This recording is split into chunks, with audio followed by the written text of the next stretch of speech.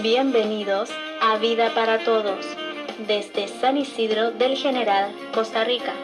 Abre tu corazón a las maravillosas verdades que hay en la Biblia, que la exposición de su palabra te otorgue luz y vida.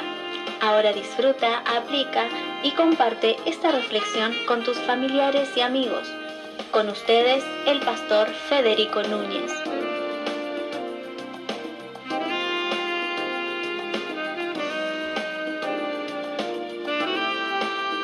Muy buenas tardes, queridos amigos, Señor les bendiga.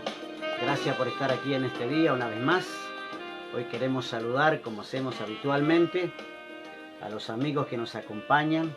Estamos saludando cada día a los amigos que nos acompañan, a los que nos ven por Facebook Live, en vivo. Hacemos este programa en vivo todos los días que se puede. Y también se reproduce en YouTube, en la página Vida para Todos, Federico Núñez Pastor. Hoy queremos saludar a la hermana Mirta Bonis, un saludo para ella, a Mari Ans Pérez, ¿sí? A Livia y Hugo Amatruda, allí en Lomas de Zamora, a Mari Rosales, ¿sí? En Avellaneda, un saludo para ella y para su esposo también, y a Lucio Villalba, un saludo para ellos, y para Joaquín Mora. Para todos ellos, un gran y cariñoso abrazo virtual, que el Señor les bendiga. Ya es la hora, ¿no? Ya es la hora de comenzar a compartir este programa. Bien, vamos a leer el Evangelio de Juan capítulo 4. Evangelio de Juan capítulo 4. La historia, esta es la historia, en este capítulo se encuentra la historia de la mujer samaritana.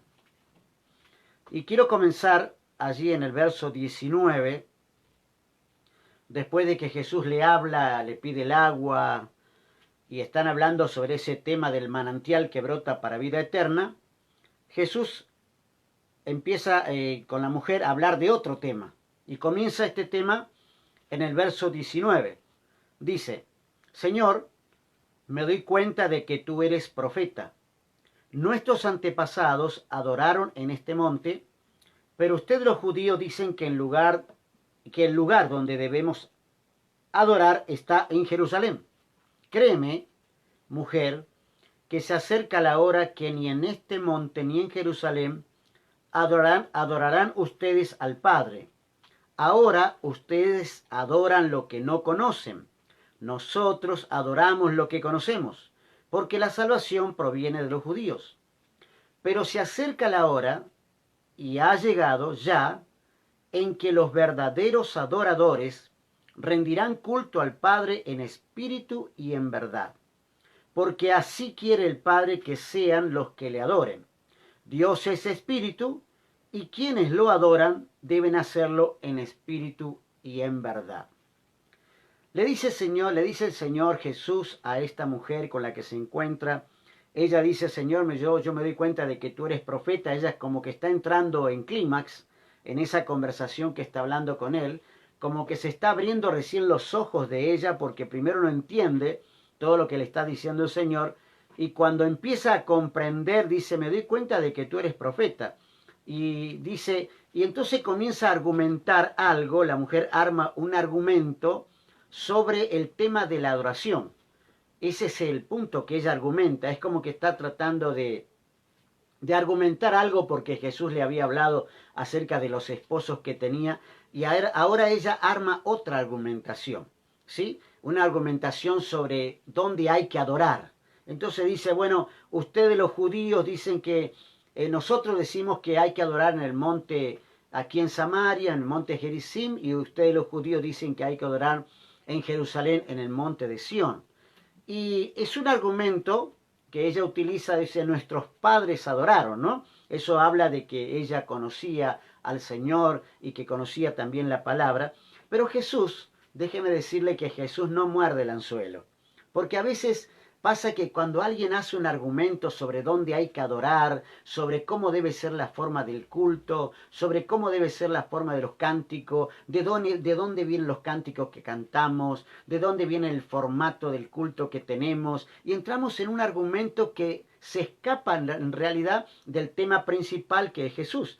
Y Jesús no muerde el anzuelo. Él no entra en esa discusión si es este monte, el otro monte. Él estaba interesado en algo mucho más importante que una discusión para argumentar un tema, sino que él estaba interesado en ganar un alma. Así que su discusión no la estaba basando en argumentos. Ella decía, en este monte o en el otro monte, y eso hubiese armado una gran discusión que tal vez no hubiese llegado a ningún final, porque cada uno cuando argumenta pone su argumento de tal manera, con tan convicción y con tanto énfasis, que normalmente las partes salen convencidas más que nada que su propio punto de vista es el mejor.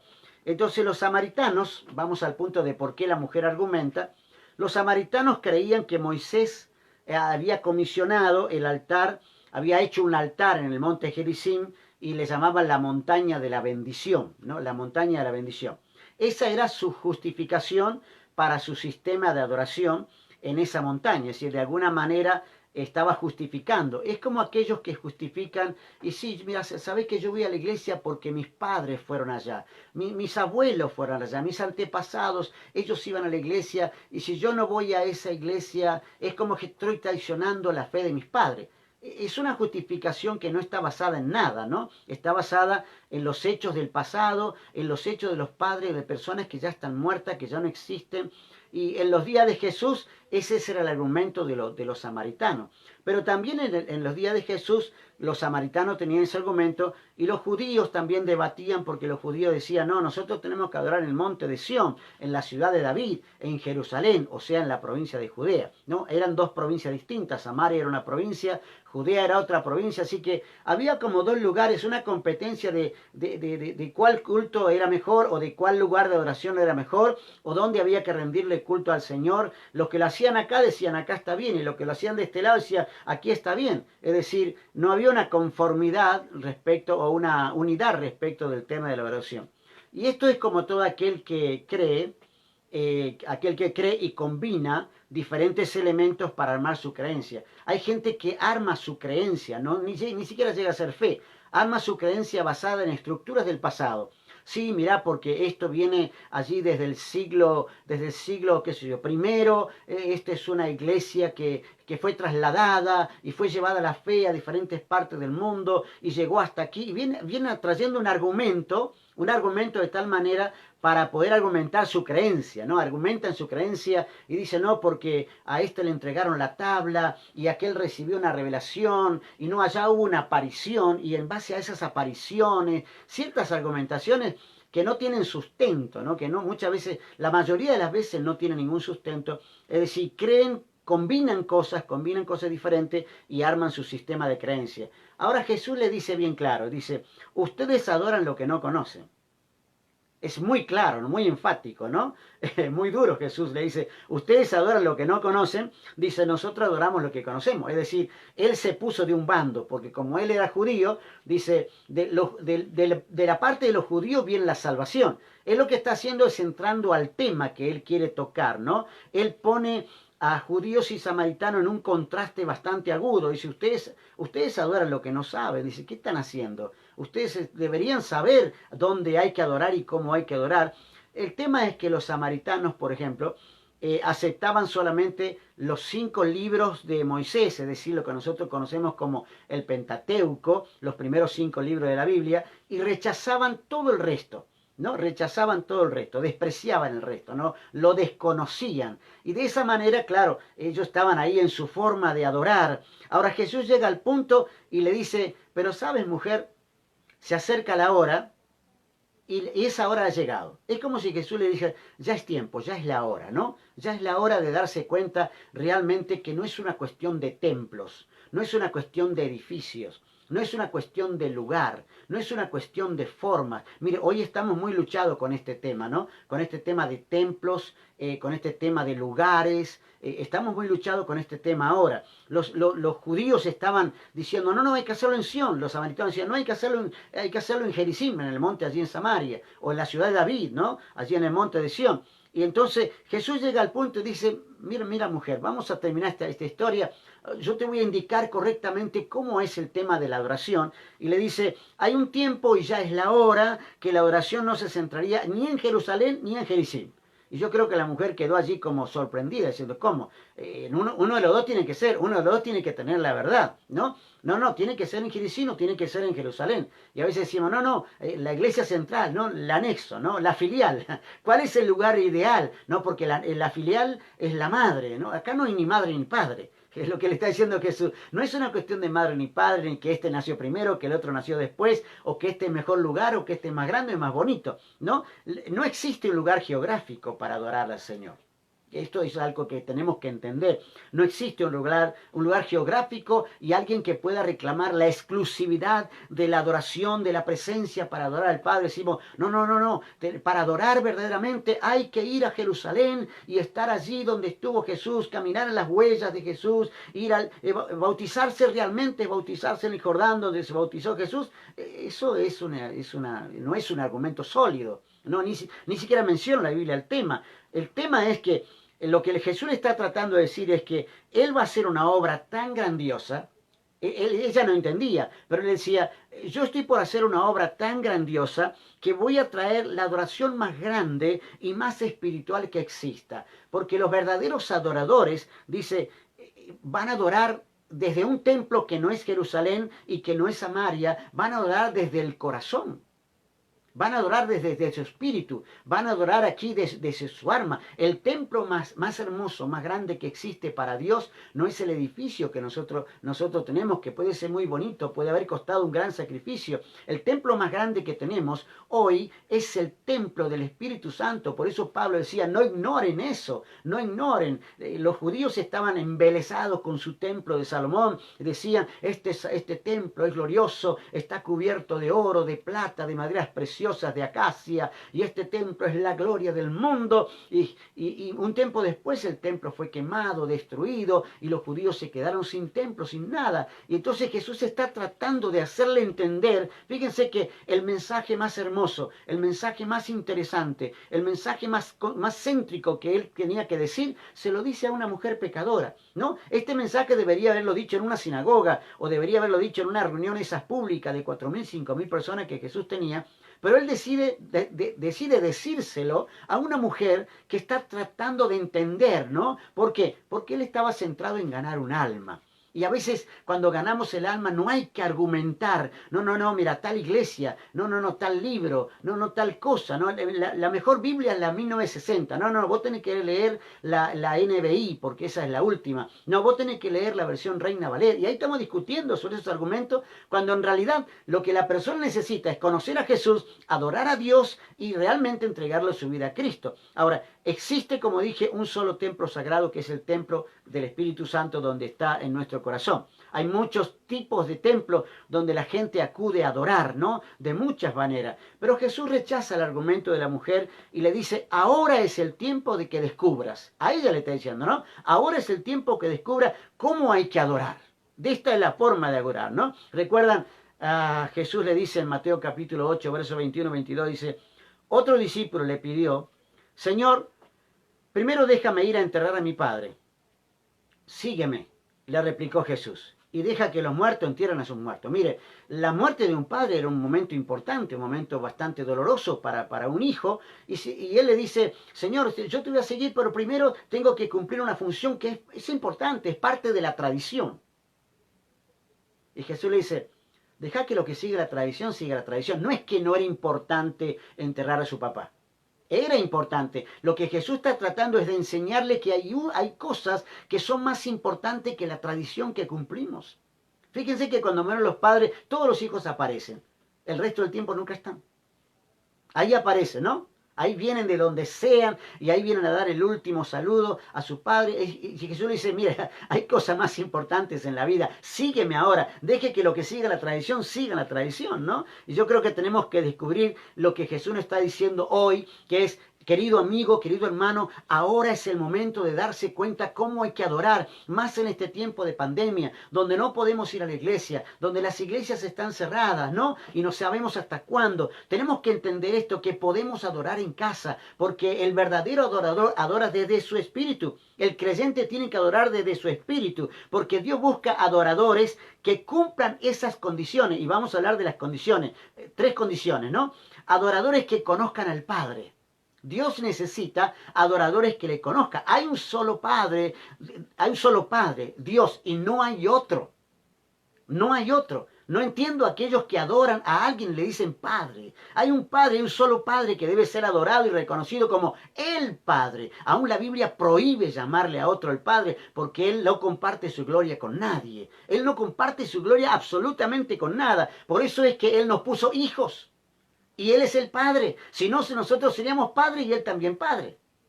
Él dice, Juan 1:12 dice, a todos los que le recibieron les dio derecho. Escuchen bien, nosotros tenemos derecho de ser hijos. ¿Por qué? Porque Él es papá. Él es el verdadero papá. No hay otro papá en este mundo. Cuando le adoras, realmente Dios está buscando gente que reconozca, que no baje ese tenor de adoración. Estoy adorando a alguien aquí, aunque... No, le estoy bajando aquí abajo, le digo Padre, pero el Padre está arriba. ¿Cómo cree que se siente Dios cuando usted le dice Padre a alguien que no es Padre? Padre espiritual es Dios, el único Dios espiritual es Él. Nosotros somos padres, pero terrenales, carnales, humanos. Eso somos padres nosotros. Pero padres engendrados del Espíritu, el que nos engendró espiritualmente, hay uno solo. Y por eso nos dio el derecho de ser hijo de Dios. Cuando le adora, no importa el lugar, si sabes quién eres y quién es tu Padre. Eso es lo importante. En segundo lugar, Dios necesita adoradores que sean salvos. Primero hay que reconocer. Y segundo, hay que ser salvos, ¿no? Para eso tenemos que llegar a ser hijos. Solo el arrepentimiento y el perdón de pecado prepara a estas personas para transformarse en verdaderos adoradores del Espíritu y de verdad. La verdadera adoración requiere de personas nacidas de nuevo.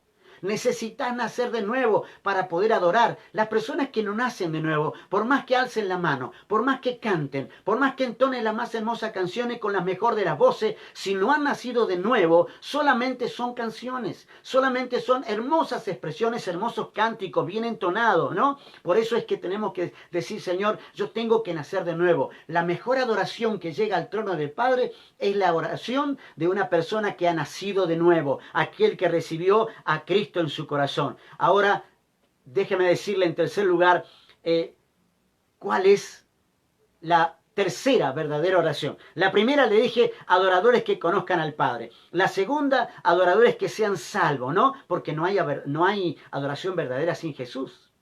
¿A quién estamos adorando si no adoramos a Jesús? Voy a leer unos pasajes antes de darle el punto 3. Dice, Juan 8:19 dice, si me conocieras a mí, escucha bien, si me conocieras a mí, también conocerías al Padre. Es decir, si conoces a Jesús, eres salvo. Y si conoces y eres salvo, conoces al Padre, así sabes a quién adorar. Jesús dijo, ustedes tienen que adorar al Padre. Adoren al Padre, ¿no?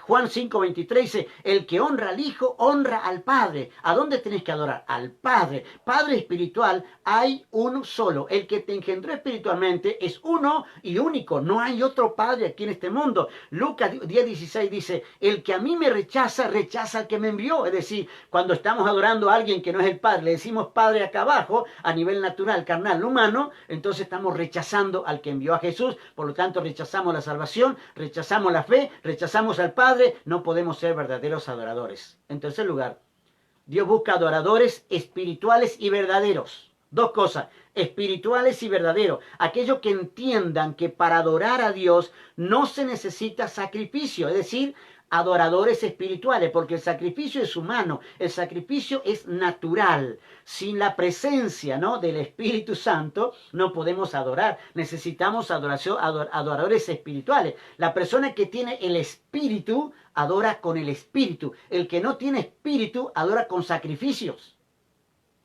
Y dice Dios, ¿qué prefiero yo?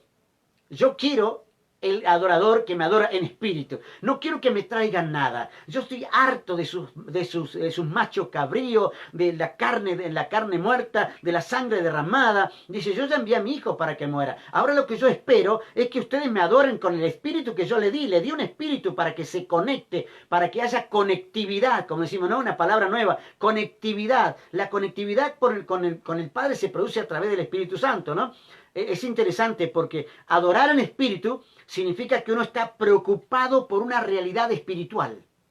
Preocupado por una realidad espiritual y no tanto por dónde tengo que hacerlo. Hay personas que dicen, yo para adorar a Dios necesito el templo. Sí, bueno, si tenemos el templo, gloria a Dios. ¿Y qué pasa si no tenemos el templo como ahora? no adoramos. Yo diría que tenés que nacer de nuevo. Yo diría que tenés que conocer al Padre. Porque necesitas adorar al Señor. El verdadero adorador del Espíritu está preocupado por su realidad espiritual. En la realidad espiritual es que Dios existe, Dios es real, está en mi corazón y necesito conectarme con Él. Puedo conectarme mientras está cosechando café, mientras está trabajando en un campo, o está trabajando en una empresa, o sentado en una oficina. Uno puede adorar al Padre en espíritu. No se necesita un lugar. No estoy diciendo que estamos desmereciendo el lugar físico. Dios nos ha dado por su misericordia un lugar físico para adorar. Y gloria a Dios por ese lugar físico. Pero hoy no lo tenemos. Entonces no podemos morir y decir, bueno, no hay iglesia, mi fe va a morir. Voy a morir a la fe cristiana porque no tengo iglesia. Tú eres la iglesia. Siempre lo hemos dicho. Cada pastor lo ha dicho. Tú eres la iglesia. Amén. Adorar en espíritu. ¿Y adorar en verdad qué es? Adorar en verdad significa que usted adora de acuerdo al consejo de la palabra de Dios, de acuerdo a lo que dice la Escritura, ¿no? Especialmente a la luz de la revelación del Nuevo Testamento. También significa que usted se acerca a Dios en verdad, no pretendiendo o como una simple muestra de espiritualidad. Eso es verdad. Cuando uno se acerca de verdad a Dios, no me acerco para conseguir algo, me acerco para simular o me acerco para mostrarle a alguien que yo soy espiritual. Eso no es de verdad, eso no es de espíritu y verdad. La verdad es cuando me acerco porque Él es Dios y porque le necesito, porque estoy dependiendo de Él. Dice el Señor para cerrar. Vuelvo a leer una parte de este texto. Pero se acerca la hora, ¿sí? Y ha llegado ya, en que los verdaderos adoradores rendirán culto al Padre en espíritu y en verdad, porque así quiere el Padre que sean los que le adoren. Dios es espíritu y quienes lo adoran deben hacerlo en espíritu y en verdad. Recuerda esto para cerrar. Dios está buscando adoradores. No adoradores que estén argumentando dónde. Adoradores que conozcan al Padre en primer lugar. Segundo lugar, adoradores que sean salvos, que hayan nacido de nuevo. Y en tercer lugar, Dios está buscando adoradores espirituales que comprendan y se preocupen por el tema espiritual y que adoren de verdad y no simulados. Es tiempo y ha llegado la hora de que descubras si eres o no eres un verdadero adorador. Transfórmate ahora en un verdadero adorador porque llegó la hora. Este es el momento de demostrar qué tipo de cristiano eres, qué tipo de hijo e hija de Dios eres. Si eres un hijo de Dios o una hija de Dios llena del Espíritu Santo, que conoces al Padre, ¿sí? Que conoces al Hijo y al Espíritu Santo, seguramente tu adoración allí en los secretos de tu cama, los secretos de tu habitación, Dios la oirá y Dios te bendecirá. Querido amigo, que Dios te bendiga en este día. Transfórmate en un verdadero adorador. Será hasta mañana. Que Dios te bendiga.